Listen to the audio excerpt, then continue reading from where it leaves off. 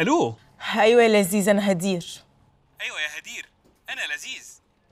انا بطمن عليك، بس هو انت فين؟ في بيت يوسف. بيت يوسف؟ بتعمل ايه بقى في بيت يوسف؟ بساعد ساره.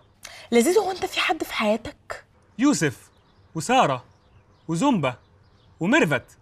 قصدي يعني بتحب حد غير يوسف وعيلته؟ يوسف الشريف. اكيد مش قصدي فنان. يوسف الشريف مش فنان، يوسف الشريف روبوت واسمه زين. يا ابني افهم، انا قصدي يعني ان انت كبني ادم يعني بتحس وعندك مشاعر واحاسيس وكده، انت مش بني ادم زينا يعني ولا ايه؟ انا مش اقفل يا لذيذ وشوف شغلك. اوكي.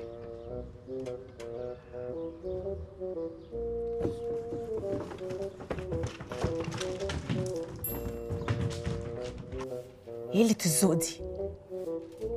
بس هو يعني كان بيقول انا مش، اكيد كان قصدي يقول لي انا مش مرتبط، انا مش في حد في حياتي، انا مش بعيد حبيبتي عنك. تشرب ايه؟ هو الناحية التانية يا زومبا. تشرب ايه؟ لا لا لا، مش هو ده اللي عايز يشرب. لا ما تخافش، هي قصدها عليك انت. تشرب ايه؟ شكرا، مش عايز اشرب حاجه. نعم مستر عمر، بس ما تزعلهاش، حضرتك شايف يعني. قهوه. اظبط لها الباروكة عشان كده الكاميرات مش هتلقط، هتخبط وهي ماشيه. نور يا استاذ عمر. قهوة بسرعة لمستر عمر يا زومبا. حاضر. لا لا لا، بلاش بسرعه. طب بالراحة، قهوة ببطء. قهوة ببطء. حقك عليا انا. بالنسبة بقى لموضوع العقود، احنا عندنا نظامين. يا جماعه، يا باشمهندس علاء، انا عايز اعترف لك بحاجه. انا لا مشغول ولا عندي ميتنج ولا حاجه. انا عايز انزل بسرعه لاني جعان، وحشني الاكل المصري.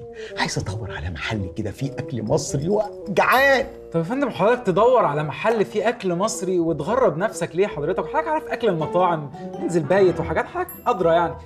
ما بيت باشمهندس يوسف موجود. والله ده مدام ساره مراته بتعمل طاجن ملوخيه يستاهل بق حضرتك والله. مدام سارة مين؟ ايه، ما بتعرفش تعمل ملوخيه؟ ما تعرفش تعمل حاجة. يا نهار اسود. اي لاف طشه.